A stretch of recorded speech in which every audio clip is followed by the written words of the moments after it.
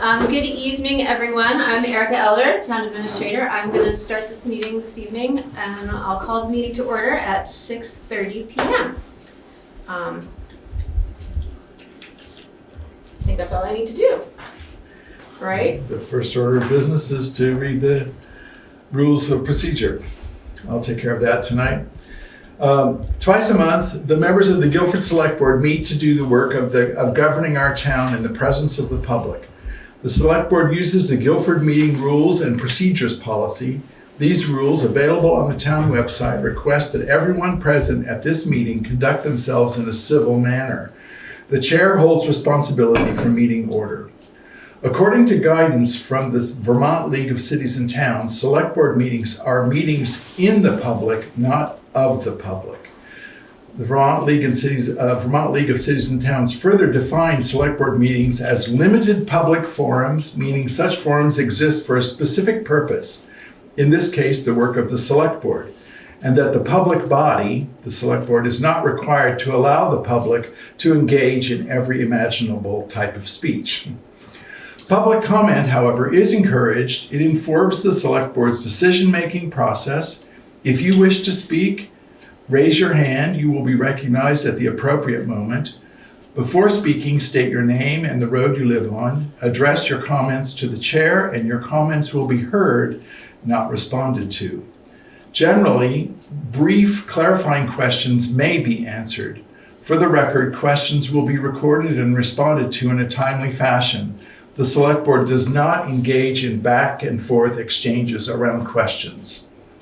To ensure access for all meeting participants, the online chat function is turned off. If you wish to make a comment at the meeting, raise your hand. If you would like to propose an agenda item, contact Erica Elder by noon on the Wednesday prior to a regularly scheduled meeting. Proposing an agenda item does not automatically guarantee placement on the agenda. Any proposal is the beginning of a discussion for the Selectboard to consider. Additionally, there are other ways that residents may present issues to the Selectboard. Request a meeting with any single Selectboard member, submit questions in writing to the entire Selectboard, speak to the community during the community comment period of the meeting. Each of these steps may advance an issue toward a Selectboard meeting agenda. And thank you all for your support of the democratic process. Thank you, Zon. So the next order of business is election of a chair and vice chair. And we can accept a motion to elect a chair of the select board. I'd like to nominate Zon Easties. Well, second. I'll second. Thank you, Tara. I'm seconding. Got it. Yeah, we got it. Got it. Okay. Loud and clear. Perfect. Do we have any discussion about, Or any other nominations? or yeah, do we have nominations? No? Okay, I think we can take a vote by roll call. Zon? I'll abstain. Okay, Veranda? Aye. Bex? Aye. Chip? Aye. And Tara? Aye. Okay, motion passed. Thank you all. Thank you, Yeah. Zon. Well deserved. So do you want to do the next one? Yes, I'll Do the take it. vice So chair. then, all right, so then we will now elect a vice chair.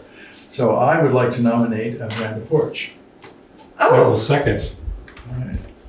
why, thank you. Is there any discussion here? Any further nominations? All right, so we'll take a roll call here. Tara?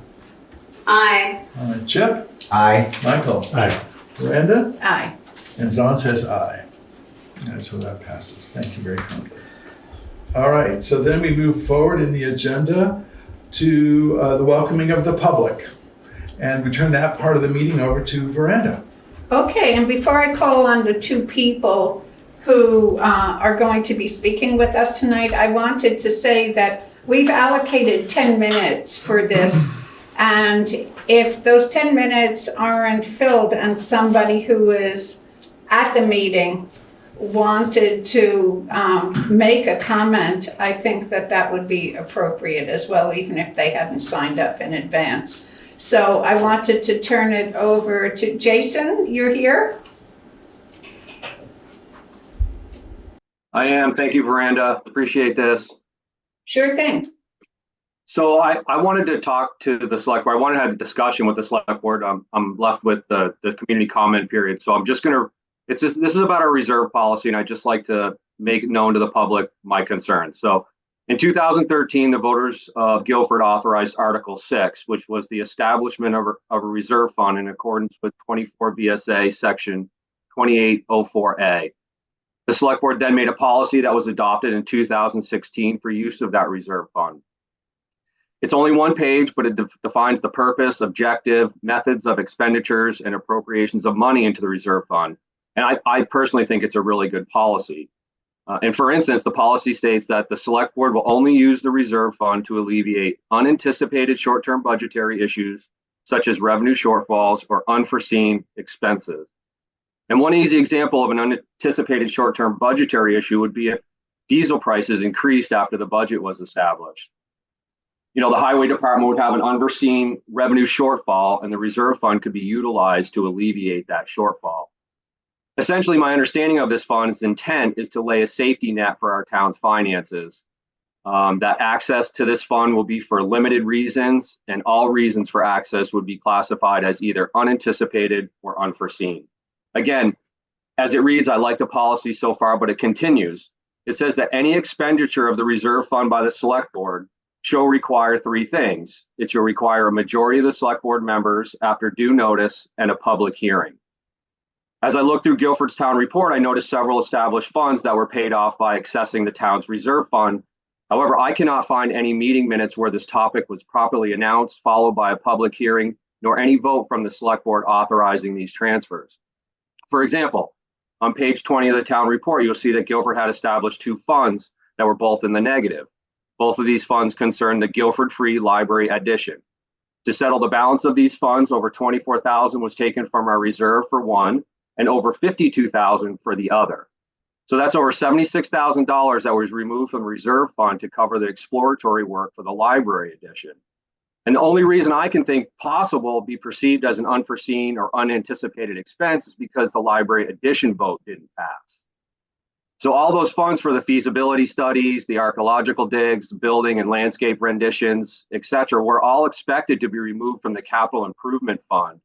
When the vote didn't pass, those expenses could no longer be considered capital improvements.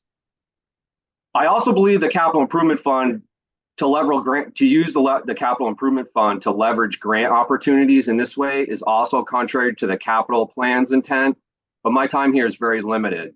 So for now, I'd like to put aside the $76,000 that was removed from our reserve fund for the library edition that never transpired and make my position clear with this next example. On page 21 of the town report, it explains that over $7,000 was removed from the town's reserve fund to pay for a bike and pedestrian path feasibility study. The cost of that feasibility study was neither unanticipated nor unforeseen and should not have qualified as an option for relief from the reserve fund. I also cannot find a duly announced public hearing or vote from the select board authorizing that specific transfer in the posted meeting minutes. When the select board votes to authorize a feasibility study, it should first delegate funds for that study. In this case, the select board knowingly incurred a debt and relied on the reserve fund to leverage that debt. That is contrary to the reserve fund's intent and should stop immediately. The select board is aware how this process should work because some of you voted in a duly warned meeting, I might add, to access the reserve fund for unlimited legal fees when it was discovered how much it would cost to defend themselves for their actions and decisions. So the select board knows how this process works. With all of this said, I'm asking the select board to consider doing three things. First, if any money is being considered for removal from the reserve fund, I'm asking that the select board give due notice to the public by properly warning the gathering and putting it on the agenda at a minimum as reserve fund expenditure discussion. That way, there's no question what the select board is talking about, the town knows. Second, after announcing a public hearing to remove money from the reserve fund, I'm asking the select board to follow parliamentary processes by motioning to remove the specific amount requested for the purpose of the specific need. And then would be followed by a second and the select board discussion, and then open to public discussion from there, followed by the select board voting on those things. Now, both of those requests are simply asking the select board to follow the policy. That's it. That's just asking the select board to follow the policy. Now, third, our current policy states that the select board will only use the reserve fund to alleviate unanticipated or unforeseen expenses. Alleviating the town's portion for the cost of the bike path feasibility study using our reserve fund was neither unforeseen nor unanticipated. It was just never properly funded to begin with. Okay, excuse me, Jason. Regardless of the, I got two sentences. Regardless of the temptations of matching public grants, paying for the town's portion by leveraging our reserve fund, our safety net, is unacceptable and contrary to the town's policy as written. So, if the select board is to continue with their current practices, I request that the select board propose changes to the town's reserve fund policy to better reflect the select board's intent and current use of it. Thank you. Thank you, Jason. That was very helpful. Okay, next we have Sean Murphy. Sean, do you want to bring a chair up here? Sure. Yeah.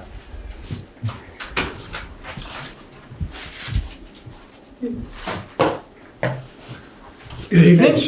Good afternoon. Sean Murphy, Heinsberg Road. I have written something, so I will just read it.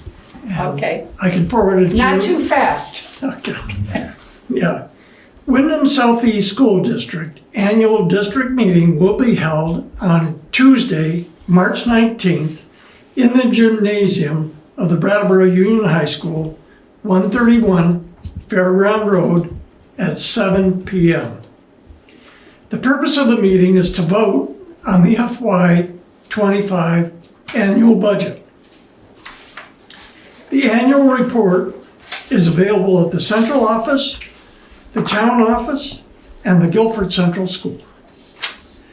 The WSESD is a unified district that includes the towns of Putney, Dummerston, Brattleboro, and Guilford.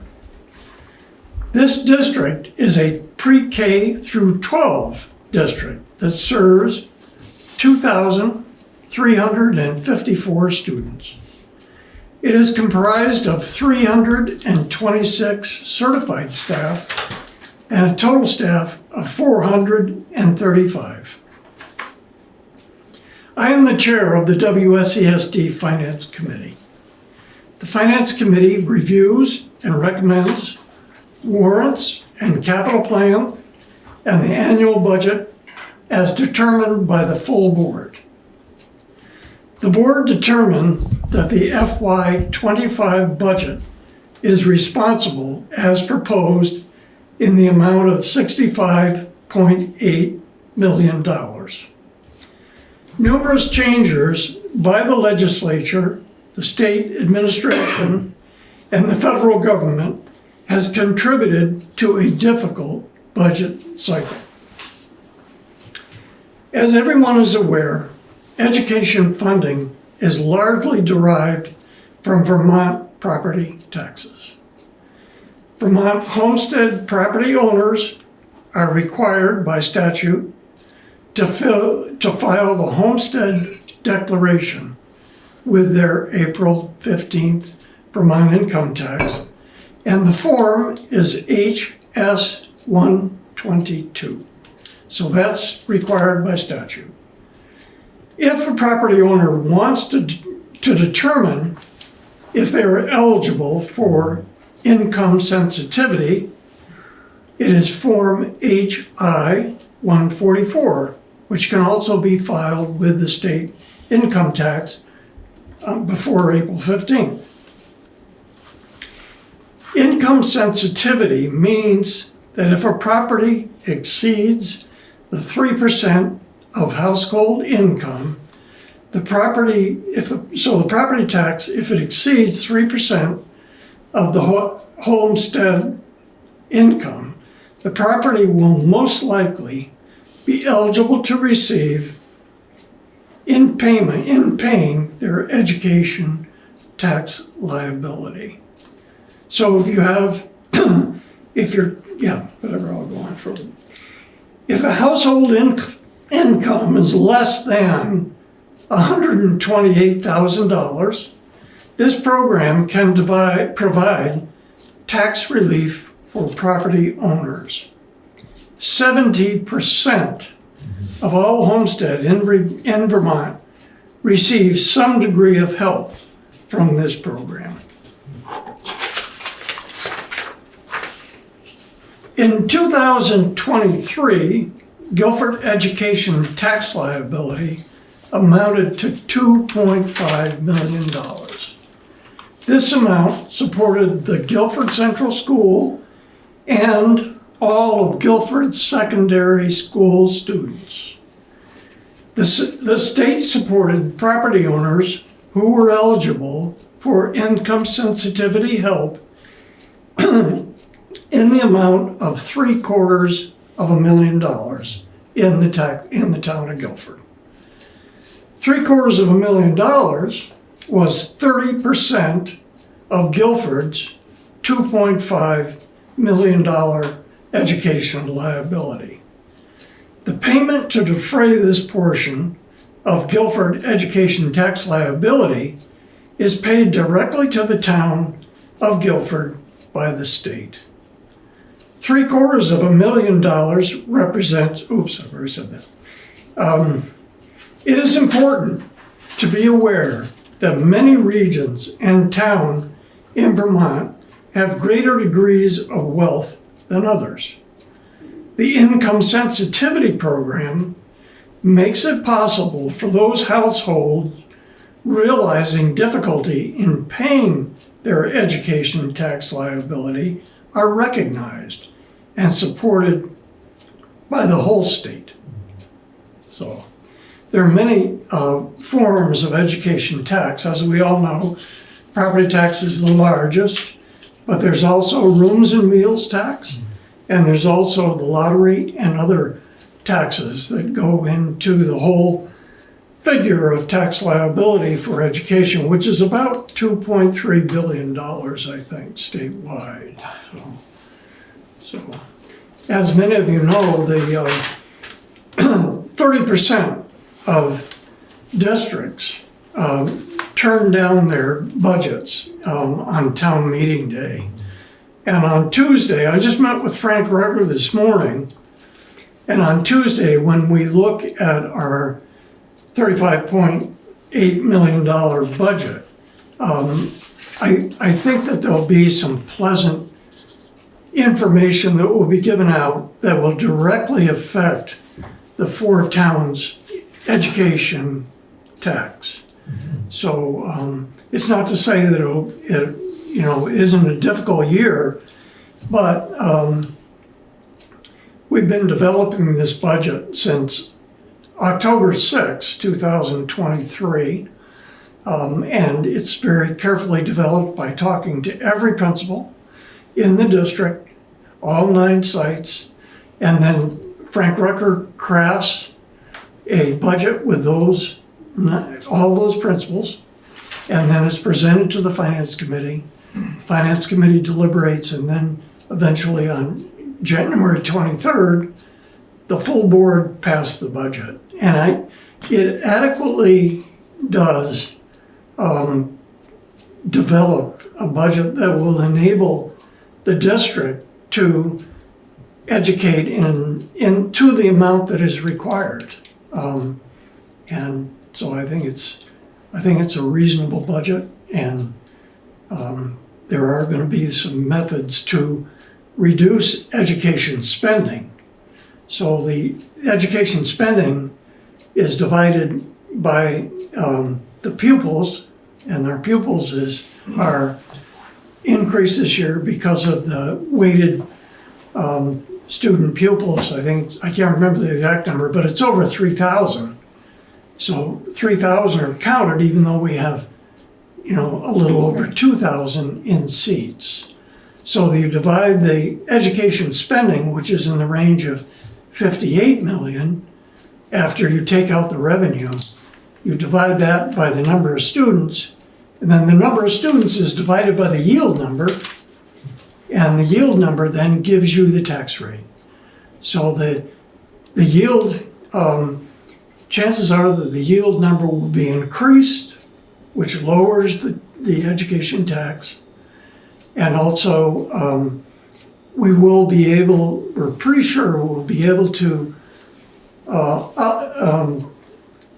augment the revenue side, which is one. If you look on page 12 of the annual report, it's very clearly defined, all the steps. And page 11 clearly defines all of the increases that are required for the FY25 budget.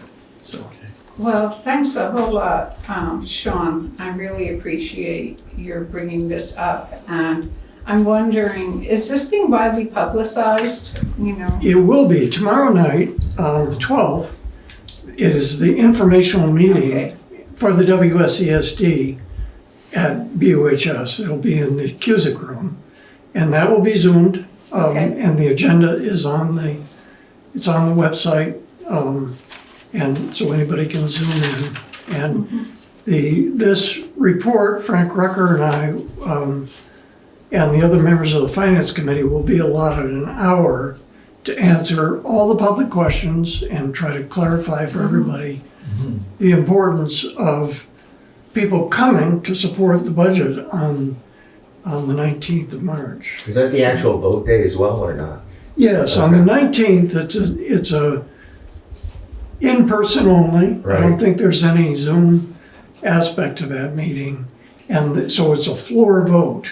It is a floor vote. Yep. Yeah. So no Australian ballot. So it's a floor vote. And okay. the public, people that are there are welcome to make an amendment to change the Right. number. Sometimes it's recommended to go up, sometimes it's recommended to go down. Excuse me, Sean, I think we, okay. in fairness, we Yes. just have to move on. Yes, thank you very much. I would like to make a point of order after all of that. I was allotted 5 minutes and I was told that I could not have any communications with the select board members and they would not communicate with me. That was over 10 minutes and there were several questions asked by the select board members to the presentator and he was able to respond. I'd just like to make note that I believe that is unfair. Okay, thank you, Sean. Thank you, Jason. Thank you. I thought that you were keeping time. I was, but I thought it was something I was interested in hearing more about, to be honest. Okay, well, Thank why don't you. we move on? All right, thanks, John. You're welcome. Actually, I have a question, and maybe the select board can answer it. If the $65,800,000 is our tax money for the education tax for Guilford, why don't we vote on it on town meeting day anymore? I don't know the exact answer. I just know that all of this, it changed a couple of years ago, and all of this was determined to be dealt with in these district-wide meetings as opposed to town by town, because each town, because it's no longer each town controlling what happens. Yes, perhaps in our town, but it has to be part of a collective decision. But that, we can't change that. It has to be changed at the WSES. On the Yes, district level? at the I district believe. level, yes, yeah. Okay. Do you have time for a couple more comments or not? No, thanks, sorry. Sean. Be in touch with Sean, Tara. He Yeah, can probably Okay. answer all that, yeah. Anybody can be in touch with Sean. All right, let's go ahead then to changes to the agenda. I think there are none that I'm aware of. So I'd like to ask for a motion to approve the minutes of the February 26th meeting. So moved. Thanks, is there a second? I shall second. Thanks, Brenda. Any discussion about those minutes? Okay, since we're hybrid, we'll take a vote here to approve. Tara? Aye. Chip? Aye. Yeah. Aye. I read it. Aye. Brenda, and Zon says aye. Thanks very much.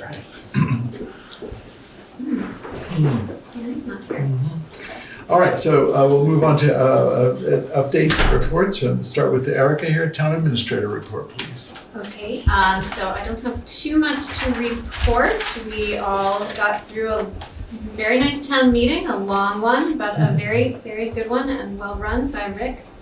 So thanks to everybody who came to that, and I'm still doing cleanup and following up and all that good stuff about everything that changed for us on that day.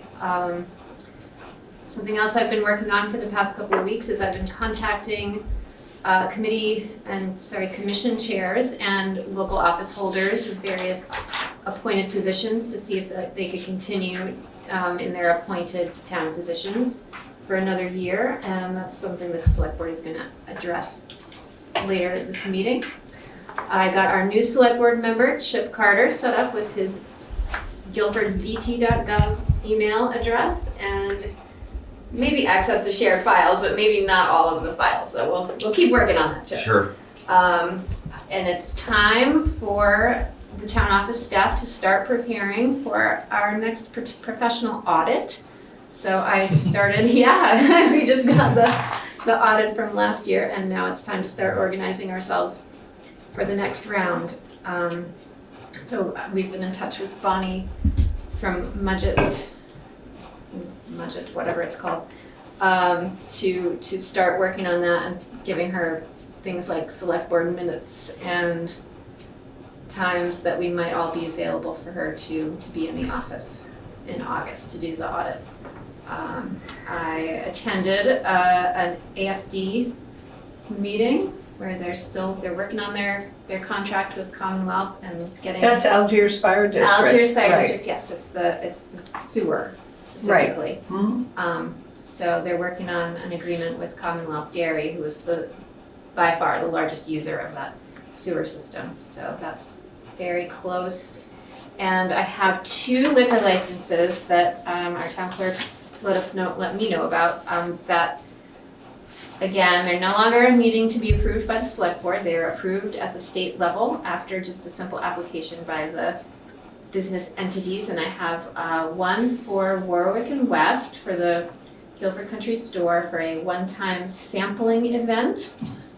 Don't see a date on there. Must be a date. Gambling? Not gambling, sampling. Yeah, they're sampling. I mean, they've done this before, probably. I would say it's beer or wine, Wine. or something like that. Definitely wine. Wine. Yeah. And another one for Ducks Unlimited, a banquet at Viking Village. Oh, boy. Yeah, so that's my report. All right, thank you very much. Well, that's exciting. Dan is not here tonight, so we'll just assume mud. How about that? Yeah, and Right. trees. How's and everybody's roads? Yeah. The mud froze up tonight. Yeah. Yeah, good. All right, we'll move on then to next order of business, which is under old business. Our agenda is organized so that we treat old business first and then new business, and then finally the finances in the bulk of the meeting here, the main portion. So the first order of business under old business is South Stony Hill, the process of renaming the request. The select board had a hearing at our last meeting at which we heard from the public about renaming the road. And so I would like to propose that it makes sense to me that we would appoint a subcommittee of 2 select board members who would both come back with a recommendation to potentially rename the road or not to rename it. And if there is a renaming, what are some options for naming? And then rather than taking time for us to sort through all that. So I'll make the motion that we appoint a subcommittee and see if we can get a second for that to complete this work. I'll second. Thank you, Michael. All right, so further discussion about that? I'd be willing to volunteer to be on the subcommittee. All right. Yeah, I think that would be fun to do. I mean, I think we ought to ask a whole bunch of people. Sure. You Well, know? yeah, we're not. I would recommend that it not be limited to just you 2. Of How you course. want to make your decisions and stuff. But there were lots of ideas given to us already, so we can collect those, and maybe there are others out there that we could. And so. And is there a time frame on this? I understand that, there's a compelling reason to get on it. So would it be like by the next select board meeting to come back with I would like that personally. If When that's is the felt next reasonable. select board meeting? 2 weeks? 2 weeks, the from- 25th, March the 25th. Yeah, we think can we do can- that, right? yeah. Okay. All right, so I will amend my motion to say that, and we'll vote on the amendment and then vote on the motion. So I'll amend my motion to include that the subcommittee would be Michael and Veranda. Can I get a second for that? I second it. Thanks, Chip. All right. Any discussion about that? Well, just everybody's welcome to offer suggestions. Okay, so let's What was the compelling reason behind that you were saying behind the name change? Because people are getting lost there. This was the road to Viking Village. Right? And they had a situation where there was a 911 call and they went to the wrong place because there are 2 Okay. Stony Hill Roads. And Yeah. so picking a name that doesn't sound like So- any other town road would be optimum, and Absolutely. that seems to have some kind of connection to place. Okay, so let's vote on the amendment first, which is that we're going to include Michael and Brenda in the motion. So all those in favor, oh no, not that way, sorry, I have to, we're hybrid. So Tara, are you willing to accept the amendment? Aye. Okay, Chip? Yes, I. Michael? Aye. Brenda? Aye. Hassan says aye. Okay, now the full motion now reads that we appoint a subcommittee of Michael and Veranda to consider the naming, after the hearing, consider naming, and if there is a naming possibility, to bring some suggestions for the board to be able to act on at the next meeting. Yeah. All right, and so we have a second for that. All right, so any further discussion? I'll just say that there is guidance out there about this process if we want it, if you want to check in with, might check with Erica. There's stuff Sure. about just the kinds of things you were mentioning about avoiding names and Yeah. similarities and that kind of thing. Yeah, so. Is there a document in mind that exists? that There's could be- a town policy that has to do with that. Let's see. Road naming policy, I believe it's called. Guilford has one like that? Really? Wow, must be from, Okay. when did that come from? Could I request you just pull out a couple of sheets and just email those Yes. separately from, thank you. Might be, is it on the town website? Yeah, it is. Oh, okay, well, we can also find it there. Okay, yeah. Okay, good. All right. So, Tara, you willing to accept that? Yes. All right, aye. Aye. Chip? Yes, Aye, I. Michael? Aye. And Veranda? Aye. Hassan says aye. Okay, thanks very much. Okay, then we move into the new business next, which is the first order of business tonight is just to note that we have conflict of interest forms that the select board all need to sign. We don't have to do that in public. You may want to go home and think about it some, figure out. So the forms are here, sign those, and then we need to get them right back to Erica as soon as possible. Is there an absolute timeline on that, or that you want to name, or? Next meeting, let's say. All right, so before the next meeting. Okay, so there's no, we don't need to take an action because it's defined by our policy. So we'll just, it's just a process we need to step up for. All right, then the next order of business is, this is in Vermont, this meeting is traditionally called the organizational meeting in towns. And one of the main objectives of this is to elect officers or elect a chair and a vice chair for the select board, but also to make annual appointments for all the town officers in the town. So we, that's part of the work that Eric has been doing and in the last several weeks, checking with everybody. We're ready to appoint people to offices with the exception of one at this point, and we'll do that at another time. That's the Wyndham Solid Waste Management District. We need a representative and an alternate for that, which we will get in short order, I hope. The select board has already seen this list. We have a list of everybody's, all the names. It's pretty extensive. I don't think we should bother to read it, because, but I think if the select board has seen it all and is comfortable, I think we can make one motion to approve all of these names at one time. Okay, sure. Everything that's in gray here is a new appointment. Oh, well, maybe that's not so bad. Maybe. Yeah, why don't you just I haven't read? seen it actually. Oh, you haven't seen No. it? Oh, Okay. sorry, you couldn't get in. Couldn't get it. Okay. Well, why Let's don't see. we just I'll have take a minute somebody and read read the gray Yeah. one? Or if you have a copy, I can just, or if it's on. I think it would be nice for people to Okay, hear. so I'll just read it quickly. Yeah. For the road commissioner is Dan Zombrowski. The delinquent tax collector, we would appoint Ellie Mayanen. Emergency management director would be Dan Ingold. The health officer would be Richard Davis. Fence viewers that need to be appointed at this point are Dan Zombrowski and Dan Ingold. On the Conservation Commission, we would support the appointment of Bevan Quinn to a 3-year term. On the Planning Commission, we would support the appointment of Jethro Eaton and Charles Light for 3-year terms. There's no one on the Recreation Commission. We don't appoint the Cemetery Commission. On the Wyndham Regional Commission, we would appoint Gabby Chifreda and Steve Lemke to their appointments, 1-year appointments. The town pound keeper would be Marianne Lawrence for 1 year. Floodplain administrator Steve Lemke for 1 year. Energy coordinator is Gary Swindler for 1 year.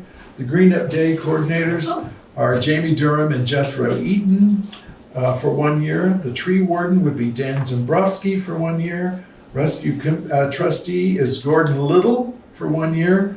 DB Fiber representative is Jason Black is the representative, and we have 2 alternates, Lynn Pancake and Michael Becker.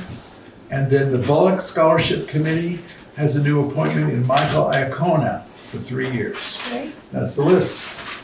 Thank you to all those people that are willing. So do we need a motion? Yes, we need a motion to appoint all of these people to their appointments. I so move. All right. Is there a second? Second. I'll second. All right, 2 seconds, that's great. Thank you. We'll take Michael first. All right, is there any discussion here at the board? Just that I'll find out who the rec commission new person is, and Okay, so there's another one that we will need to. There are some vacancies. There are some Correct, vacancies. yeah, I think that they're working on it, and so I'll bring those names back. Okay, we should try to get that one in the Wyndham South Solid Waste Management District done fairly soon. So, Well, I'll work on the rec. good. I would just like to thank all of these people in our community that help move all of this along. It's pretty remarkable. This is we're just appointing right there, what did I read, maybe 20 or 25 people, and that's like maybe half or less of the volunteers we have in our community. So it's just remarkable. Just like to acknowledge that. Is there any other? But just make sure we're done here at the board. Okay, good. All right. Does everybody on that list have to Steve be, Lemke. sorry, Steve Lemke, River Road, does everybody on that list have to be a Guilford resident? Is Richard Davis Yes. still a No, Guilford he resident? does not have He's to. not a Guilford resident, no. And he does not have to. Okay, so he's okay being the health officer and being the Brattleboro. He agreed to do it. He just got elected to the Brattleboro select. I know. Yeah, Did he? yeah. Well, no. Yeah. You know. Hand up. Barry Aleshnik had his hand up, I don't know if he put it down. Oh, I don't see it now. Yeah, my question was exactly the same that was just posed, so I put my hand down. I see. Okay, great. All right, good. Yeah. I think there are some of our positions in the town do require Guilford residents, and some do not. And so, in the case of Richard, that's one that does not. Okay, let's vote to appoint these fine folks. Tara, Aye. Chip, Aye. Michael, Aye. Hi. Brenda, and Zana says aye. Thank you very much, folks. All right. Danny's here. I wonder if we want to get Let's go to the end of new business and then come Okay. back. A good point, yeah. Let's see. The next item is just to put it on the agenda. Annual select board goals. The select board has a set of goals each year that we produce and work toward a little bit. Those are available on the website if anyone wants to read those. And there was talk in the town report about some of the steps the select board has taken this year toward last year's goals. So I just want to alert the select board that this is a task that we have in front of us. We don't have to do anything about it tonight. Traditionally, what we have done in the past, at least as long as I've been on the board, is appoint a couple of people to just do that work for us and get the goals together, and then make a set of recommended goals based on previous years and new ideas. So why don't we, if people are comfortable, we could be thinking among yourselves, if Select Board, if you're willing to step up to that, and we can take care of it at the next meeting. How about that? Sounds good. Okay. All right. Let's see. We need to talk next about road postings, and that's. I think I'll turn it over to Dan. Maybe at the same time, you'd want to just tell us how work's going for you. Yeah, I'm sorry I'm late. I got involved in something, lost track of time. So. That's fine. Glad you're here. Oh God, I got a selectman meeting. No. I put posters out last week, just trying to save the roads for time being. Some of the roads are drying out and they're getting hard. I think we're on the downhill side of the ground goo. We still got some pockets that are soft, the cold spots are coming out, but it's coming out good. Of course, then over the weekend we had snow and rain, so tried to plow, and we didn't do any sanding because they melted off because it warmed up, but then we fixed some mud holes on Sunday, fixed mud holes on Saturday, just some of the school bus routes and stuff. Other than that, I mean, we're grading. Our new machine come in, our new grader, we've been running it, and I got 50 hours on it already. So I need some good weather so we can get we can cover some ground, get some roads graded, and they're rough, they're potholy. Some places are got the humps and bumps. I'm going to be on Stage Road again tomorrow. It's not as bad as I've seen it in years for the humps and bumps, but we've lucked out because other towns around us have really got some real bad mud holes and stuff. So my signs, our electronic signs, the company called me that we bought them from. They're doing for $200 a sign. I got to take them to Barry. They'll go through them, make sure all the cards are working, grease all the connections because they do get corroded and stuff. And then if there's anything wrong with them, they'll give us an estimate on what it's going to cost. But one of them I've been having trouble with, so I would like to get them up and get them gone through, and so we can have them for when we need them. The other thing is that I want to order my culverts, because the culverts, as of the 1st of April, the prices are going up. 1st of April, gravel's going up. Right now, my culverts that I order, I do through state bid. So it's a company that it's through state contract. It's good pricing. So the next time I'll order and just tell them, get the order in before the 1st of April, before they go up. So, which would be about $10,000 worth of culverts I'll be ordering. I'm gonna save a couple grand just in case I need something, a couple culverts extra or whatever. But other than that, you'll see a big expense warrant here for the payment of the grader. Everything, all the machinery's holding up good. Just, we've been trying to cut brush, but now we've been busy hauling gravel and, trying to get roads fixed up and doing culverts. But the frost is pretty much out in places. So we're just gonna try to get around quick as we can. I mean, it's, at town meeting, I should have said, well, it's that time of year again, but I didn't say much, and everybody can probably figure it out that it's that time of year. But I mean, your road, Packer's Corners, I've never seen it so good as it is. I mean, I'll probably eat my words tomorrow, but No, I mean, it was. it's hard, it's dry, I mean. Yeah, there was just that one place Or that somebody fixed. Yeah, we fixed it this Dave morning, or Franklin's. this afternoon, but. Yeah. I mean, a lot of the roads, I mean, they're just potholy and rough, and I graded Heinsberg Road on Friday, and I was surprised how hard that road was. I put a pretty good bow on the blade. I mean, it's like summertime conditions on some roads, so. Wow. So I had a question, which was, are you finding that there are trees down with all this wind? We've had actually, we had 2 trees come down today, but they were off, so we could just cut them up and just push them off the side of the backhoe. But last week when we had all that, when we had 2 or 3 trees come down, and you know, I tell you, that's dangerous when them things are Yeah. coming out, especially when it's wind's blowing like a son of a gun. But we got through it. We got them all cleaned up. So. But other than that, I mean, as far as the roads posting, they're posted. As soon as they start drying up, I'm going to start pulling posters, and so people, you know, can do their thing. So. But, So, question for you, Dan, for the school community, are the buses able to run their routes? The buses, I have not. I told the bus drivers that if the roads get bad and they don't want to travel them, just to let me know. And they've been coming up over the hill and going to Sweet's Pond, and they're fine. So, Okay, so as of now, the buses are. yeah, but there's I haven't put no mud runs. So No mud run. That's No mud what the runs. words Yep. are. So they're, Okay. you know, they're making a loop. Yeah. So, All right. Great. but other than that, that's all I got. Unless somebody got any questions or. Yeah, that's good. So. Thank you. We need to take an action.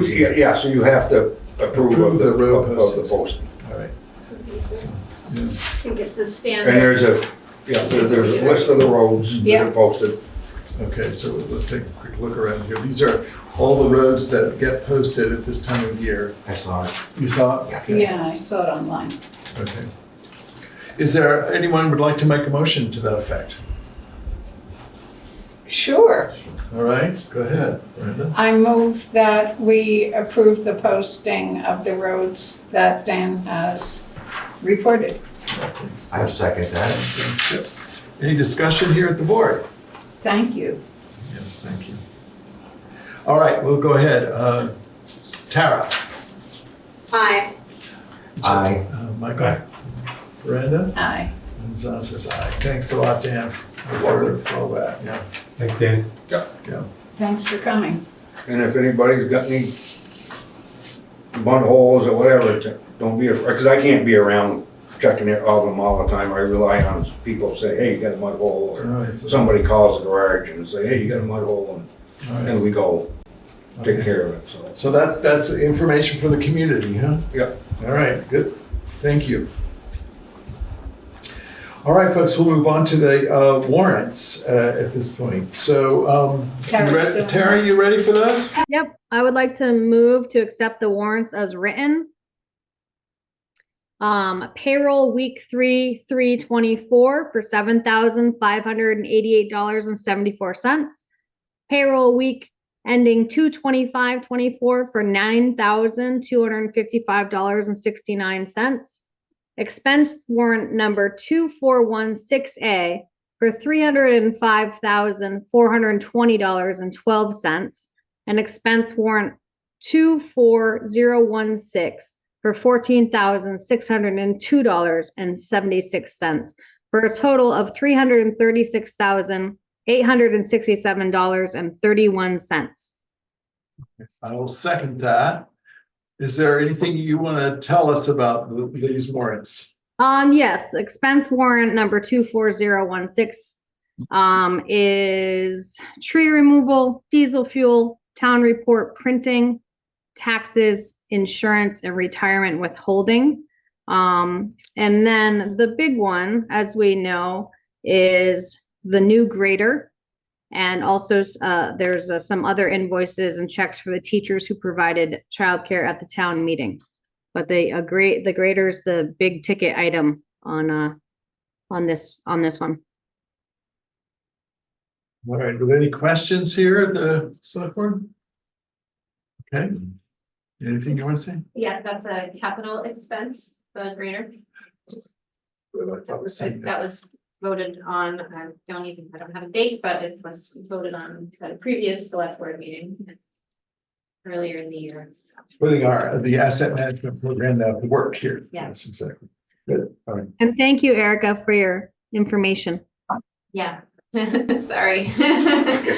You're fine. Thanks, Took a Dan. while. Bye-bye, Dan. Thank you, Dan. Good night. Good. All right, let's see. so we have to vote. Yeah, we need to vote on that. So you ready to vote, Tara? Aye. All right, Chip? Yes. All right. Aye. Zon says aye, good, easy.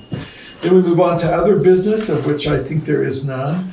So next we move on to correspondence, and I'm gonna lead this one a little bit tonight. We have three correspondences. Good night. One is from the folks at Neighborhood Roots. They're thanking us for, with a seed packet, they're thanking us for work for the ARPA dollars that were accorded to them. So that's great. Just that. The second one that I'd like to talk about this evening is an email that the select board received from Danielle, I want to just acknowledge this, that I'll characterize the email simply to say for the community that this was an email in which Danielle was answering a few questions that she felt had come up in previous select board meetings and related to some understandings that she'd heard in the community. And I want to acknowledge that a lot has changed, a lot has happened since Danielle wrote that email to us. So this is our first opportunity to be able to talk about the email. And I think what we need to talk about first is the options in front of us would be to respond to this email in some way. And there are several ways we could do that. Or we could not respond. Or another option would be to talk with Danielle, to sit down and have a meeting with her about this. Maybe not all of us, but some of us. So there, and whatever else you guys want to say to this. I don't have a strong feeling myself, but would like to just have a moment to talk about this with the select board. Well, if Danielle would like to talk to the select board or any members of the select board, I guess as a courtesy, I'd like to say to her, would you like to talk to one or a few of us about it? Would you still like to do that about some of your concerns? And we'll listen to you and try to, really get a better understanding of what you want. If she still wants to do that. Yeah, she may not. Who knows? Yeah. No, but to offer that to her, I think would be a courtesy. Any other ideas, thoughts, reactions? Well, I think at the bottom, it does say if you want to respond, please respond via email. So I think that's how we need to start. If we want to, give her an invitation to talk to us and get some and clarify some things and kind of hash out all of the meat in the letter. Okay. Brenda, would you be willing to write to her? Sure. If we're all comfortable, I think we have to. Is that okay? I expect to be counting votes at the town office on Wednesday. The revote for the school. Recount. That's what I meant. Sorry, yeah, it is very confusing. No, that was just a misstatement. But I could just mention it to her in passing since we're going to be in the same place. Or I could email her and tell her that I'll be there, and if she would like to make a time to talk to a few of us, or, in other words, it's up to her what she wants. So I will be willing to email her and give her that information. Okay. Are we all comfortable with that? I'm comfortable. Yeah, I would prefer that actually, one-on-one or two couple of people sitting down with her. I think it always works better than emails can be so stiff and formal. Well, she had requested an email, so. No, I agree with the email reply, but then I would certainly give her the prerogative of, throwing it out there. Okay. Well, and then I think we need to also just be really clear among ourselves that if she wants to speak with you alone, that's fine. If she wants to speak with one other person in addition, that's fine. And I'm comfortable with Veranda choosing a person or or even Danielle choosing a person. Yeah. But if it gets to be that she wants to meet with more than that, then it would need to be with the whole Right. select board, so. Right, it's either 1, 2, or the whole board. Yeah, Okay, well, I will. and if it's, just to say it one more, sorry, if it's the whole board, it would have to be in a public setting. No, I certainly Okay, so understand that. just so she understands. Okay, well, I will do that. All right, so are we all comfortable with this idea? All right? Do we Yeah. need to take an action? I think we just need to vote, just to be clear, we need to, I will move that we're gonna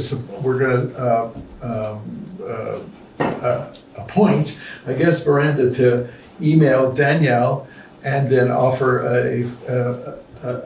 various options for next steps communication. Okay, Seem all right? Sounds good to me. Yeah. Yes. All right. So Tara? Aye. Yes. You know what? I need a second for that first, yes. Yeah. St. Michael, all right. Now, Tara? Aye. All right, Aye. all right, Hi. all right. Miranda? aye. So it says aye. Okay, thank you very much. All right, then the next correspondence that we want to talk about is another one that we received a while back. And it's a different, it's a letter from Tammy Sargent. And it's, she's newly appointed to the Finance Advisory Committee, and she's forwarded a letter to each member of the Select Board asking about a dozen questions. And so I think rather than us sitting and talking about these questions here in front of us, I think we need to discuss how we'd like to respond to this, and see first if we would like to respond, and secondly, how we might respond, what that might look like and feel like. You know? So I wondered if I have ideas I could throw out there, but maybe other people have thoughts as well. I'm not Go that ahead. interested in responding, but that's just my opinion. I felt the tone of the letter was harassment. Mm-hmm. Okay. All right. Did you hear that, Tara? I did hear that, yep. I'm open to other people's ideas though. Mm-hmm. I'm interested in I am actually reading the Auditor's Handbook, which I had never done before. And so rather than responding to the first part of the letter, I think it would be interesting to have a public conversation either on the Select Board level or, I don't know, in some other way, just to talk about the big picture of, can I mention the topic? Sure. Yeah, the big picture of town auditors and professional auditors. I think it's something that I'm learning a whole lot about from looking at the handbook from the Vermont League of Cities and Towns. And I'm going to do some research about the history of our local auditors in the town, taking on the task of actually doing the whole audit for the town when the last time was that they did that. I think that would be historically interesting to me. So I'll ask around. Okay. And where we go from there, I don't have any ideas. I just want the issue to be. Sure. I'll say that I had suggested to Tammy at various points I have suggested to Tammy that she put her questions down on paper to ask me and that I would respond. It would not be possible for me to respond on behalf of every Select Board member to this letter. So in order for me to respond, if I were to, I would need to essentially run a small poll of each individual Select Board member to make sure that I'm representing or answering all these questions correctly. So that would be another way to actually deal with it, would be to appoint me to respond after I have done a small poll of the Select Board members. Based on the questions that she Based on the questions Because that some of she's- it they were just statements. They Some weren't of the they weren't really some are just questions. Some are just statements and some are, yes, but I think that, Some are statements, some are a request, and then there was so there's a variety of three when I looked at it. It's questions, a statement, and a request. yeah. Yeah. So I would want to, and I'd rather not, I don't think the point of this, I think we need to talk about how we're going to approach this, not that we're approaching it. Because I hear what you're suggesting, Brenda, that maybe a select board discussion could happen at another moment. Perhaps a select board discussion at a kind of hearing meeting or something, I don't know. So, we can think about that. Do other people have other ideas? I hear what you're saying, Michael. Part of my inclination is not to respond as well. But I want to honor what I requested from Tammy earlier. I want to say that although I definitely want to look into this, read the handbook, read the letter more thoroughly with the handbook. But I mean, I know how in-depth audits are. I've had quite a few with workers' comp and DOT audits, and the fact that our auditors got the professional auditors all the information they needed, and that when our town was audited and they said basically we got a gold star, I just think that's fantastic. So that doesn't happen a lot. So I think that whatever we're doing is working well. Yes, I think we should look into it and once again dot our T's and cross our I's, but from the last audit we had, things went smashingly. So I'll say that. I would also like to just say one thing in relationship to this letter, and that's that the handbook that so people in the community understand, we've been given a handbook supporting this letter. The handbook is from 2008. Not much has changed, but I do want to make it very clear that the Vermont League of Cities and Towns no longer publishes this handbook.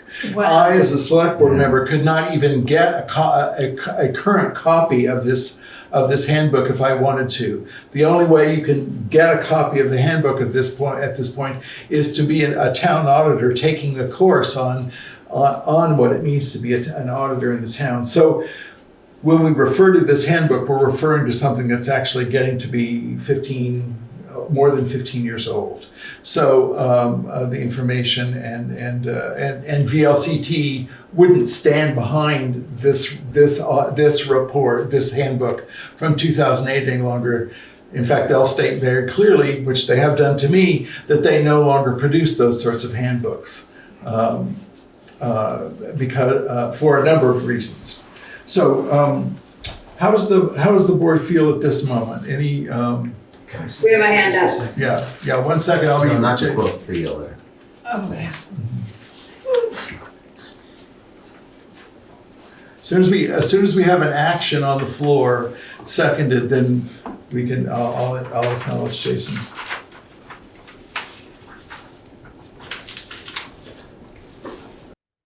Well, I think that people need time to digest it. So let's read it thoroughly. I mean, we got it a week ago. It's a lot.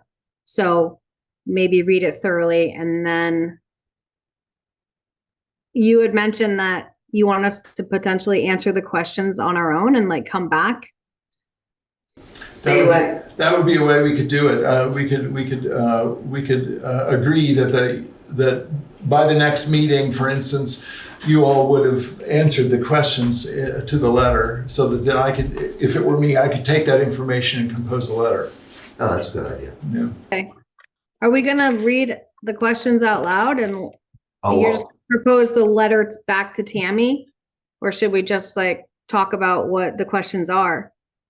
I think I don't want to read the questions out loud here tonight necessarily. No, but next time say, this is the information gathered by the select board in regards to these questions. Yeah, that seems like a good plan to me. Yeah, and I'll try to just get some historical information about the town's practice in the past, just because I think it would be interesting. Okay. All right, so So I guess that means we're not really taking any action. Well, We are, but it's up until next week while everybody has a chance to review the letters. I mean, the questions in the letters, which are more, a lot of us are just kind of suggestions actually, now that I'm reviewing it. You know, it's more like a pertinent point rather than a questioning point. All right, so if we're all agreed to that kind of theoretically, let's all agree to do some homework. We'll put it on the agenda for the next meeting. Jason, you have a comment? Yeah, well, I took I think you're taking some liberties in this. I haven't read what Tammy's letter says, but I know she's not trying to eliminate the professional audit. What she's trying to show you is that our town elected auditors should be sitting there right side by side with our professional auditors, that they are our watchdogs and they have statutory requirements that they're not fulfilling. And just to summarize what the professional audit says, it says it doesn't look for collusion, forgery, intentional omissions, misrepresentations, or the override of internal controls. The professional audit does not provide an opinion about whether the town's financial statements are free from material misstatements. The professional audit also does not provide an opinion on the effectiveness of the town's internal controls or on compliance. There are only 3 people sitting down with the professional auditors in our town. 2 of them are brand new, our appointed town administrator, our appointed town treasurer in their first years. The other one is the assistant appointed town treasurer, which is Sheila Morris, or assistant appointed town administrator, which is Sheila Morris. So to say that this audit is all perfect and just honky-dory is not true. And it doesn't answer a lot of these questions. And when you look at, I'm assuming what Tammy wrote down there, she has some very specific questions that I, as a public, would like to hear. And so you guys doing this whole cryptic thing right now is saying, well, she's got some pretty good points here, but we want to discuss it with her privately. I want to know. So I think what's going on here is very deceitful and very backdoorish. And I just want to make that clear that this audit, this professional audit, I will reiterate, does not provide an opinion on the effectiveness of the town's internal controls or on compliance. There are 3 people in this entire town that are sitting down directly and doing a detailed review of our audit, according to the select board. The chairman said this, that the select board does not do a detailed review of this audit. So this whole idea that you're doing this behind, just what does the letter say? Can you post the letter on the website? No, it's not public information at this point, Jason. Thanks very much for your comments. We'll keep moving forward. I'm sure Tammy would be glad to share the letter with you. Yeah, you could ask Tammy. That would be a great way to do it. Okay, let's see. So are we up to actions? I think that's it for correspondence, and then we'll move on to actions from the previous meeting. So at this point, Chip, what we usually sit and listen to as we talk through some things. Sure. At our previous meeting, we approved the minutes of February the 12th, 2024. We selected select board positions on, we determined select board positions on 7 articles. We conducted a hearing on renaming South Stony Hill Road, and we approved the warrants. In tonight's meeting, we elected a chair, we elected a vice chair, we approved minutes of the February 26th meeting, we appointed a subcommittee of Michael and Veranda to deal with the South Stony Hill renaming prospect. We approved the appointments of town officers for the ensuing year. We approved road postings that Dan has done. We authorized, or not authorized those, what's the right word there? We ratified, I think is the right word. And then we approved the warrants for this evening's meeting. And we also asked Veranda to email and have a conversation with Danielle. Offering to have offering to have a conversation. Okay, folks, those are the actions taken for tonight. We have one more action for the evening here. Would you like to make a motion to adjourn? Thank you, Michael. Is there a second to that? I'll second. Thank you, Tara. All right, we'll take the vote.